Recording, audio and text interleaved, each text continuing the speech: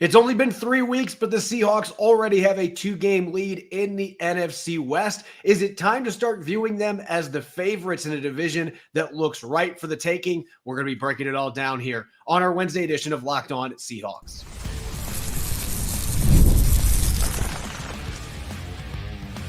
You are Locked On Seahawks, your daily Seattle Seahawks podcast, part of the Locked On Podcast Network, your team every day. Greetings, 12. This is Corbin Smith, host of the Locked On Seahawks podcast, your daily Seahawks podcast, part of the Locked On Podcast Network, your team every day. Glad to be joined here on the first of 2 Wednesday episodes by my co-host, Connor Benintendi, and a special thanks to all the 12s who are listening in, whether you are down in New Orleans, Louisiana, or you are listening in from Saginaw, Michigan. We greatly appreciate each and every one of you for making Locked On Seahawks your first listen 5 days a week. We are now officially on to week 4, going to be diving into what's new with the Detroit Lions, what we've learned up to this point through three weeks of the season about the 2024 Seattle Seahawks on offense, defense, and special teams, and much more coming your way courtesy of our friends at FanDuel. Place your first $5 bet and you'll get started with $200 in bonus bets guaranteed. Visit FanDuel.com to get started. Now for your lead story here on our Wednesday edition of Locked On Seahawks.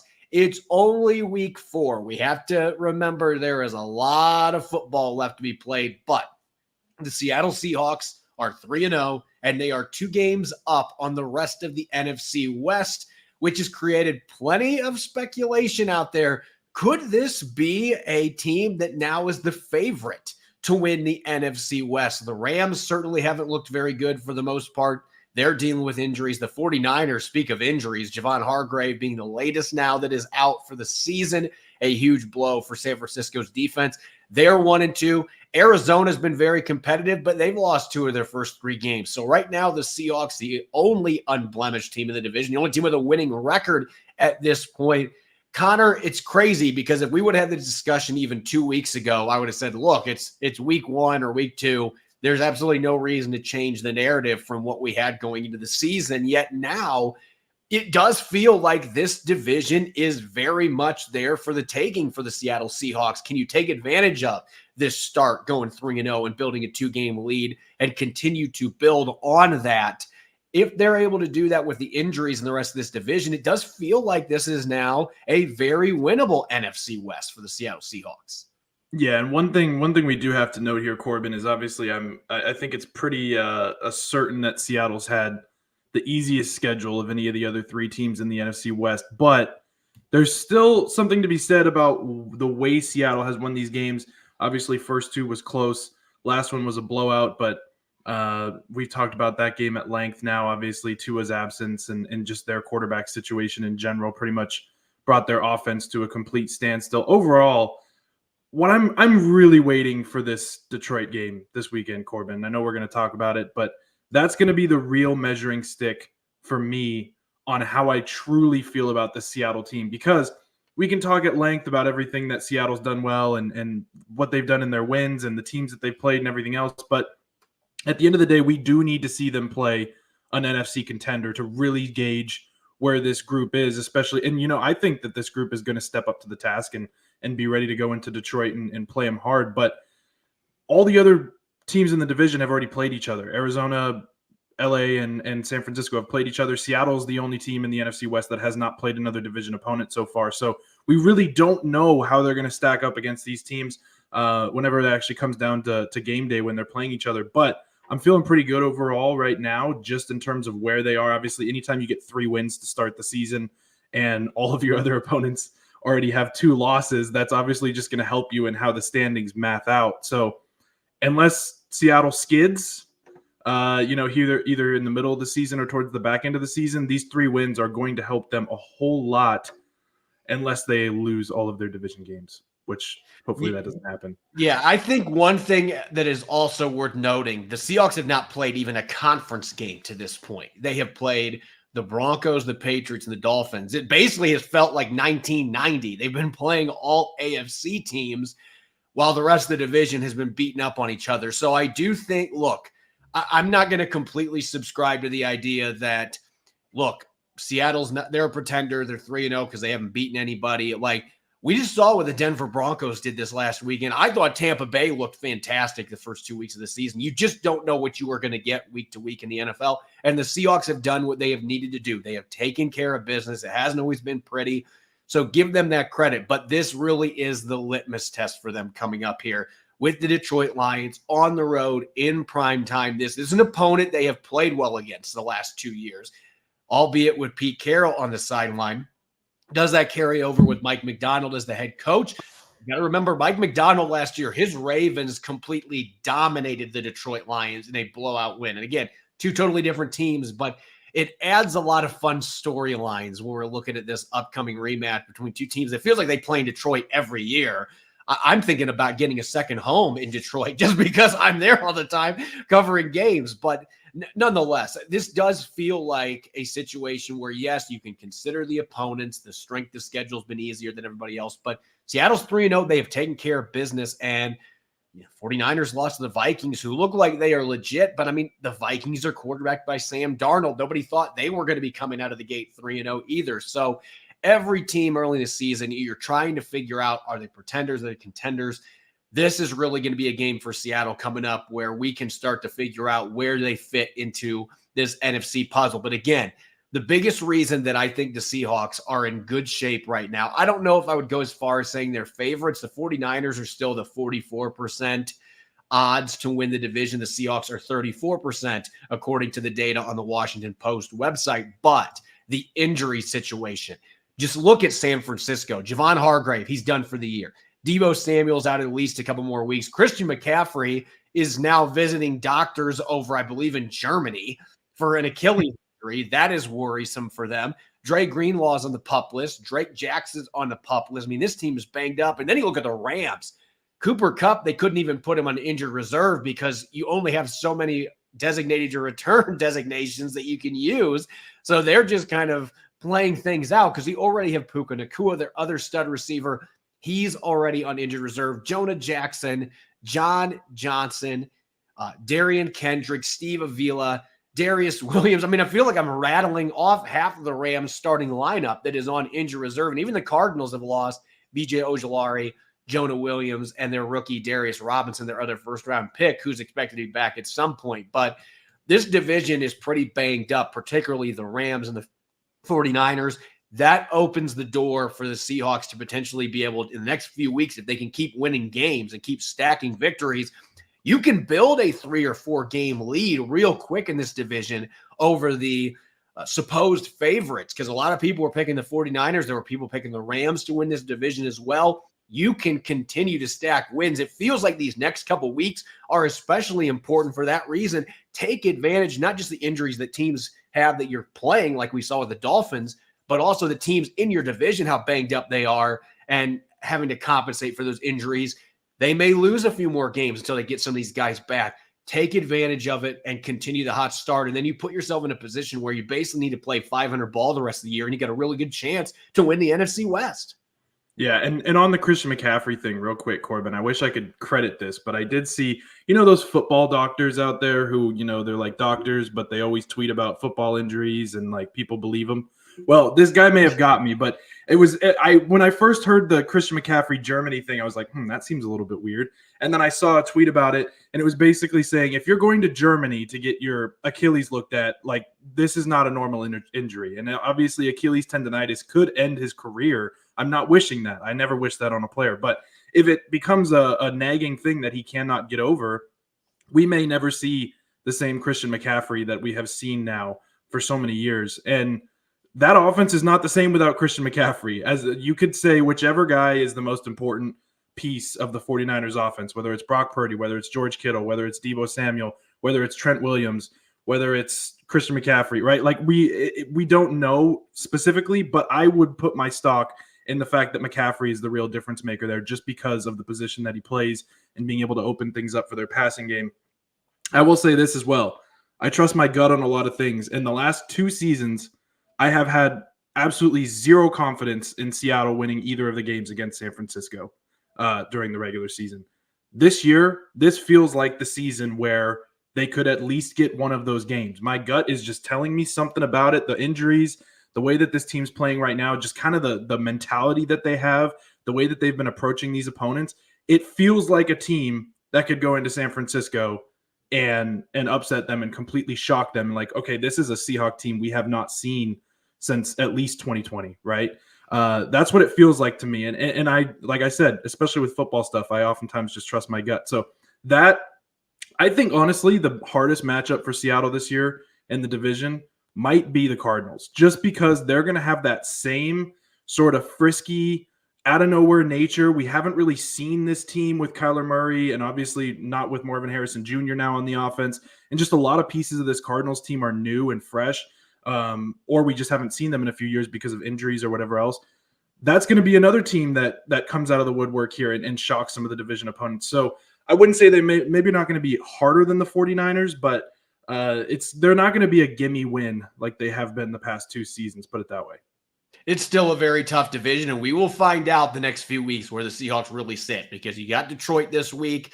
You play the Giants at home. You're hoping you're going to win that game, but then San Francisco, short turnover Thursday night football, will be coming to town, and who knows who's going to be out there for them. It doesn't look good for Christian McCaffrey to play in that game, but we'll have to wait and see. But that opportunity to see where they stack up in the NFC West against the defending champions is going to be coming here pretty soon. So we're going to get an idea where the Seahawks really fit in the NFC puzzle. Next, we're 3 weeks into the season. What have we learned so far about the Seahawks on offense, defense, and special teams? We're going to be breaking it all down coming up next here on our Wednesday edition of Locked On Seahawks. This episode is brought your way by your friends at LinkedIn Jobs. When you're hiring for your small business, you want to have as many top-tier candidates as possible to interview. That's why you need to make sure to check out LinkedIn Jobs. LinkedIn Jobs has the tools to help find the right professionals to add to your team, and they make it fast and free. Now, as a site manager again at Seahawks on SI, LinkedIn Jobs is my go-to to post writing positions and land top candidates. They've made the process easy and seamless, and LinkedIn isn't just another job board. It's a vast network of more than 1 billion professionals, and it makes it the best place to hire. Hiring is so easy. In fact, 86% of small businesses get a qualified candidate within 24 hours, and LinkedIn knows small businesses are wearing so many hats and might not have the resources or the time to hire. So they're constantly looking for ways to make the process easier. They even launched a feature that helps you write job descriptions. That makes the process that much easier and quicker. LinkedIn Jobs helps you find a qualified candidate you want to talk to faster. Post your job for free at linkedin.com/LockedOnNFL. That's linkedin.com/LockedOnNFL to post your job for free. Terms and conditions apply. Welcome back to the Wednesday edition of Locked On Seahawks. I'm your host, Corbin Smith. Glad to be joined on today's show by my co-host, Connor Benintendi, and a special thanks to each and every one of the 12s out there. Thank you, as always, for making Locked On Seahawks your first listen 5 days a week. We greatly appreciate it. For your second listen, check out the new Locked On NFL. It's 2 days a week. First, you got the madman himself, Tyler Rowland, kicking it off in the morning with a double shot of NFL Espresso, and then stop by the barbershop with Tony Wiggins for some real NFL talk. Add in Locked On local experts. You get unprecedented NFL insight, hot opinions, detailed breakdown, and it's all in 30 minutes. It's the new Locked On NFL, and it's twice a day. Make it your second listen at the new Locked On NFL on YouTube or wherever you get your podcasts. We're only 3 weeks into the season, but as we know, Connor, this is certainly the time of year where things start to accelerate, and the year just kind of goes by like a blur. And we've already had an opportunity here. We've got 12 quarters in. The Seahawks are 3-0. Certainly have not been perfect, but they have been perfect in the win-loss column. So it's time to dive into what we've learned about this Seahawks football team to this point. And let's start on the offensive side of the football. And I know you're thinking from a more big picture lens here when you're looking at what opponents are having to deal with Ryan Grubb's scheme and the players that the Seahawks have, particularly the skill positions on offense. Yeah, I talked about some of the more granular stuff on the post-game show, Corbin. So if anybody wants to hear those things, go back and watch that one. But the big picture thing for me is just the fact that this offense is becoming a pick-your-poison offense for opposing defenses. It's basically there's nothing that you can do to stop every piece of Seattle's offense, even with I don't want to say horrible offensive line, but it's pretty close to terrible, especially in pass protection. And at this point, I mean, I think in most rankings, whether it's PFF, whether it's any of those other, whether it's just pass block win rate, ESPN, whatever it is, all those things basically have the offensive line ranked 31st. And then you have Gino Smith, who's top 10 in almost every passing statistic at the moment. So it's interesting because if you take away DK Metcalf, which a lot of teams are going to try and double him, that just opens things up for JSN and Tyler Lockett. And we've seen that. We've already had a game with both Metcalf and Jackson Smith-Njigba going over 100 yards receiving, 10 catches. I mean, in that point, and then you have Tyler Lockett who has a slow day. But then in week 1, you had Tyler Lockett who was the leading receiver. And I think we're just going to continue to see this sort of churning of and switching of roles of who's going to be the leading receiver each week for Seattle. It's going to be Lockett. It's going to be JSN. It's going to be Metcalf. It just depends on what teams try and take away. And there's going to be very few defenses who are able to lock down all 3 of them. And then guess what? If you do that, you still have Noah Fant. We saw it in this last game where Noah Fant breaks out for 6 catches and 60 yards because Ryan Grubb's able to scheme him open in the middle of the field on those short drag routes, short crossers. There's just so many weapons. And that doesn't even touch the running game, Corbin. That doesn't even touch the running game. That's why I love this offense so much, because when Kenneth Walker comes back, now you've got your 2-headed monster back. The run game is not so one-dimensional. I love what Zach Charbonnet did this last week, especially going back and watching some of his best runs. But Kenneth Walker adds that big play threat that was so hard to stop in week 1. The Broncos couldn't do anything about it in the second half. Whenever Grubb was able to scheme some gaps open and scheme him a little bit better running lanes, get his big boys moving in space and things like that, Kenneth Walker just absolutely started to eat. So we're still not seeing the full potential of this offense, and I just think that defenses are going to have such a hard time game planning for it, especially if they can all get healthy, if the offensive line figures things out. We're going to see probably, and maybe this is my hot take for the day, but I think we're going to see the best Seahawks offense at least since 2020. I don't think that's a hot take, and then maybe in the past decade, back to around the Super Bowl years, whenever it was a very, very balanced offense at that time too. Yeah, they've got about as many weapons as they've ever had. It just boils down to the offensive line. But that's going to go to what I have learned to this point. And listen, this has been more of a what has been reaffirmed than what has been learned, so to speak. But what Gino Smith is doing right now, and I know there's going to be some listeners that are going to say he has as many touchdowns as interceptions. All 3 of these interceptions, I know Mike Macdonald didn't want to use this word, but they were fluky. All 3 of them were fluky. Like, listen, the one that he threw that got picked off in the red zone, the first pick he had on Sunday, yeah, it was high for Zach Charbonnet, but he was trying to avoid the safety. He got put in a bad spot with empty there and the offensive line the Seahawks have. The second pick got deflected to the line of scrimmage because Anthony Bradford got knocked several yards back by Calais Campbell, who got his big paw. Like, these are fluky interceptions. These are not bad decisions that are being made by Gino Smith. And the fact is, he still completed well over 70% of his passes in that game. He is running this offense with great command. He's throwing bombs to DK Metcalf. He is avoiding sacks for the most part. I mean, when you think about it, he was sacked 3 times the other day, and it felt like he probably should have been sacked 5 or 6 times minimum. The Dolphins were all over him, and he managed to get away from a lot of times the pressure. Had that 22-yard pass to DK Metcalf as well that he escaped the pocket. His pocket maneuverability is in the top 5 in the NFL right now, in my opinion. He has become masterful at working the pocket and avoiding pressure. I just think it's incredible what he is doing right now in this offense. And it tells me they can make noise in the NFC West and the NFC with one of the best offenses, and they can do it without having great line play in front of Geno Smith, without even having good line play. Right now, if Geno Smith had average line play in front of him, this team's probably putting up 30 points every game. But they're not average up front right now. So that just tells you where we're at right now. And so not necessarily something that I've learned. It's been reaffirmed. We saw this last year, especially late in the season, but he's gotten even better. And that's why this offense truly has the high ceiling that it does. Number 7 with the calm, with the leadership, the poise, the accuracy under incredible duress a lot of the time, and he doesn't seem phased. That's what is going to carry this team to be able to reach that potential on offense. Now let's go to the defensive side of the football. And I know there's a couple of position groups that we had, plenty of questions about going into this season, and yet the Seahawks are giving up a little over 14 points per game, and it seems like a lot of those issues have not, at least to this point, cropped up the way we thought they might.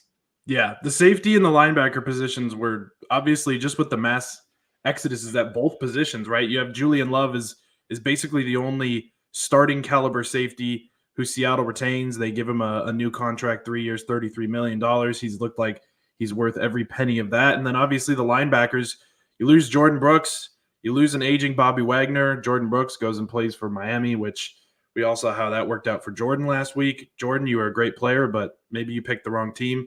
At this point, these two position groups just have not they have not underwhelmed, certainly, and they've come close to completely overdoing our expectations.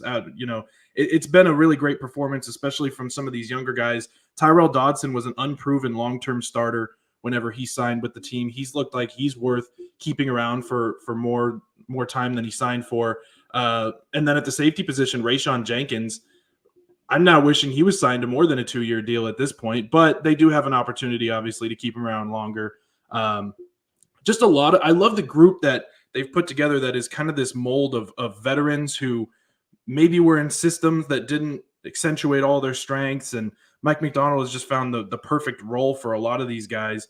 And obviously at the linebacker position, we thought depth was going to be an issue as well. And now you're seeing guys like, I know you love Drake Thomas, Corbin, Drake Thomas coming in and alleviating some of those snaps for Tyrese Knight getting a bunch of NFL snaps in his first season, and he's doing well with those. At this point, these are just not position groups of concern. In fact, they're actually strengths for this defense. And when we came into the season thinking the interior defensive line and the pass rushers and things like that were the strengths, now they're all banged up, and now we're worried about those positions to where they're having to bring back Matt Gotel, which I love. I love bringing back Matt Gotel. But it's become a position of concern, and that's completely flipped from where we were heading into the season. That's a perfect segue for what I've learned on defense. It's about the veteran newcomers. They have exceeded all expectation. I mean, Tyrell Dodson's playing really good football right now in the middle. And this is without Jerome Baker playing much these first couple games. I thought Baker looked good in the season opener, and then his hamstring got tweaked. But we've seen that depth, as you mentioned. Rayshawn Jenkins, Jacksonville, hey, if you watch the Jaguars on Monday Night Football get absolutely trounced by the Buffalo Bills, they probably are regretting that they let go of Rayshawn Jenkins. They are missing that leadership presence, and the Seahawks are more than happy to have him now in that secondary with Julian Love. He's hitting people. He's blitzing. He's making plays in coverage. He has been fantastic. And then Jonathan Hankins, to me, he has been the most under-the-radar addition of those veteran free agent newcomers that's come in. And you want to talk about a team that's missing somebody. Dallas is sure missing Jonathan Hankins in the middle. If you watch the Cowboys defense these first 3 weeks getting ran all over, they miss Jonathan Hankins. The Seahawks are glad to have him. Space Eater that also is making plays, had a tackle for loss this last game. So there's three guys right off the top of my head you brought in as free agents that have veteran experience. They have come in and they have all fit in great in Mike Macdonald's defense. They've gotten off to a fast start. Those guys are paying major dividends. And the Seahawks didn't necessarily break the bank to sign any of those three players. So they were good value additions on top of it. So Mike Macdonald's got to be fired up about that. When we come back, we got a new opponent to start looking forward to. The Detroit Lions last year made the NFC Championship game. What's new with Jared Goff and company? We'll get to that up next here on our Wednesday edition of Locked On Seahawks. This episode is brought your way by FanDuel. Hey, NFL fans, you can start the season with a big return on FanDuel, America's #1 sports book. When you get a hunch in the middle of the game, you can check out the latest stats, view live play-by-play, and so much more. On the same page where you place your bets, you'll get started with $200 in bonus bets guaranteed when you place your first $5 bet. Bet on everything from DK Metcalf scoring a touchdown against the Lions on Monday Night Football, or Jackson Smith and Jigba being the first player on Monday night with a 30-plus yard reception, courtesy of Gino Smith. Just throw in a $5 bet, and you'll get your $200 in bonus bets. Just visit FanDuel.com to download America's #1 sportsbook. Welcome back to the Wednesday edition of Locked On Seahawks. It's your host, Corbin Smith. Glad to be joined on today's show by Connor Benintendi. And a special thanks to all the 12s out there. Thank you, as always, for listening in and making Locked On Seahawks your first listen 5 days a week. We greatly appreciate it. The Seahawks now turning the page. Monday Night Football on the road. Detroit Lions, who finished in the NFC Championship game and narrowly beat the San Francisco 49ers to get to the Super Bowl last year. Incredibly high expectations in Motown. And this team up to this point, they're 2-1, but it feels like the Lions have gotten off to kind of a slow start, at least on the offensive side of the football. They have not been humming on all cylinders. Of course, you don't want to jinx that and make it that they're going to suddenly come out and start throwing the ball over the place and run the ball the way they're capable of with the two-headed machine that they've got in Montgomery and Gibbs. But this is a very talented team. They're a well-coached football team. They're going to be playing at home. They're going to be in their new black uniforms with blue helmets. They're excited about that. But as far as what's new with this team, really the biggest news has been about injuries for the Detroit Lions this week. A couple of key defenders that are going to be out, and they're probably going to be without Frank Ragnow, their starting center, their former All-Pro center, who I think is one of the best in the business at his position. That would be a massive loss for them going up against the Seahawks defensive line, especially if Seattle's going to be missing Leonard Williams and or Byron Murphy II. You'd love to be full strength up front to take advantage of that. They won't be, most likely, though, with Ragnow dealing with a pectoral injury. You're muted, man. Thank you for that. Ragnow is a huge factor in this, whether or not he's going to be playing, and it seems like he's not going to. Just Detroit's injuries in general are starting to stack up, and that does create an opportunity for Seattle, especially if they were not so injured. But unfortunately, they are. That's something that we're not going to be able to get around. And obviously, the interior defensive line, whether or not Leonard Williams, Byron Murphy is going to be able to play in this, is going to be a huge swing. But one of the things that obviously is a big storyline coming into this, Corbin, is how Jared Goff is going to play. And we've seen Jared Goff be really resurgent, have a really resurgent past couple of years with the Detroit Lions, and obviously leading them to that NFC Championship game. But the thing is he had completely different performances versus the Seahawks than he had versus the Ravens last year. He had a 83.4 quarterback rating whenever he played Seattle, and then he had a 14.8 quarterback rating whenever he played the Ravens. So a massive swing. And obviously we're not talking about the same defense here. Mike Macdonald did not bring all of his Baltimore Ravens over to the Seahawks in its early season, so we know that Seattle still has a lot of gelling to do on that side of the ball, despite their good performances at this point. But it seems like Mike Macdonald has a pretty good game plan whenever he plays Jared Goff, and so I'm expecting something similar in this. And Jared Goff, one of the things that I'm sure Seattle is aware of is uses play action. Detroit in general uses play action more than almost any team in the NFL, which is, by the way, the complete opposite to Seattle so far at this point. I believe Jared Goff is second in play action rate. But that's going to be something because of the running game that they've established. Obviously, Jahmyr Gibbs is a huge threat. That hook and ladder, by the way, Corbin, was just gorgeous the other day. I mean, that's if you like football, you like hook and ladders. That's just the way it is. I'm sorry, you can't convince me otherwise. But yeah, it's going to be interesting to see how that offense plays against Seattle's defense, because Mike Macdonald has had such proven success against Jared Goff so far.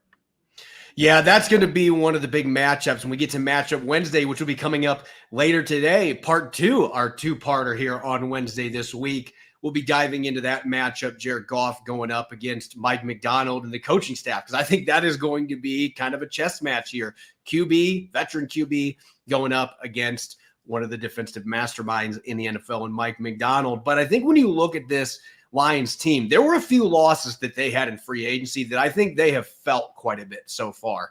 Jonah Jackson's obviously not playing much for the Rams. He's on injured reserve right now, got banged up, but they've been missing him, especially now if Frank Ragnow is going to be missing time. The Lions' interior offensive line is not the juggernaut that it was last year with defections as well as injuries. They did bring in Kevin Zeitler, which is going to help that some, but this is a team that's had some losses on the outside too. Josh Reynolds was one of those security blankets for Jared Goff, and now he's catching passes from Bo Nix. We got to see him a few weeks ago in the season opener, and it feels like the Lions have not been able to get that third receiver that can really open things up for Amon-Ra St. Brown and Jameson Williams on the outside so far. It's been a little bit more inconsistent from them. They've leaned on that running game, though, with the two stud backs that they've got. Really, the biggest concern for Detroit in this game, personnel-wise, is going to be defense. And this is where the injuries really come into play. Away from Frank Ragnow, obviously on offense being banged up, probably not going to play this week. Marcus Davenport, who was one of their big additions in free agency, he's had injury issues throughout his career, and unfortunately it continued last week. He is now done for the season with an elbow injury. They placed him on injury reserve. He's going to need surgery, so they won't have one of their top pass rushers. And Derek Barnes, a very underrated, athletic, playmaking linebacker, he is going to be out for at least 4 weeks. So he's not playing in this game either. The Lions have had some issues with their young secondary, particularly the cornerback groups as well. It feels like the defense has got a lot more question marks for the Detroit Lions with the injuries and the youth at some of their positions. that it feels like the Seahawks may be able to take advantage of with the weapons they have on offense. Yeah, and Gino Smith has played well against Detroit. Obviously, this isn't the same Detroit team that they played last year, but Gino Smith has had pretty darn good games against some of these just good teams in general. Gino Smith generally seems to show up, and that's one thing that I'm excited to see. And again, we go back to what we talked about earlier in the show, Corbin, where especially with a banged-up defense, you do not want to be playing Seattle's offense with all the weapons that Seattle has, and that secondary is going to have its hands full trying to cover all the receivers. And also, I mean, I'm curious to see if Ken Walker comes back this week. We don't know. We're going to get the first injury report today from Seattle. That'll be telling. Actually tomorrow. They do not have to have an injury report till tomorrow because of the Monday night game. Oh, that's right. Thank you for reminding me of that. That's the later one kind of sucks because I've actually been waiting for that. Thank you. But yeah, either way, if Ken Walker, if he's back this week, that opens things up a whole lot. Obviously, I have confidence in Zach Charbonnet to come into this and be effective, especially against the injuries that Detroit has right now. But Ken Walker coming back would be a huge added dimension to Seattle's offense, plus the way Geno Smith is playing. And I don't know if they're going to do any shaking up at the offensive line. It doesn't really seem like it. I don't really see Jason Peters being a realistic signing and changing things up. But they have to do something eventually. Since I don't think this group's going to work out, I just don't think it's going to be this week. Yeah, we're going to have to wait and see on a number of these fronts. Both these teams are banged up at different position groups. And so we're really not going to know till like Saturday. Saturday's when the final injury reports are going to come out for both these teams. We won't know till the weekend who is going to be playing, which guys are doubtful, questionable, all those things. So both teams have a lot of injury question marks going into this one. Not going to be at full strength by any means. Seahawks do potentially have a Uchenna Nwosu coming back this week. We'll have to wait and see on that front. Maybe Ken Walker as well. But a lot of excitement mounting for a game between two teams right now that view themselves as contenders in the NFC. Will the Seahawks prove that they are a contender over the Lions, one of the best teams in the NFC last year, make them look like a pretender in primetime? We're going to have to wait and see. But we've got Matchup Wednesday coming up later today. I'm Corbin Smith. You can follow me on X and Threads at Corbin Smith NFL. You can follow Connor at CJohn Benintendi. I'll be rejoined by Rob Rang this evening. And as we do each and every Wednesday, we are going to dive into all the key matchups that we need to watch when the Seahawks and the Lions battle at Ford Field on Monday Night Football. Thanks as always for listening in. Enjoy the rest of your Wednesday. Go Hawks.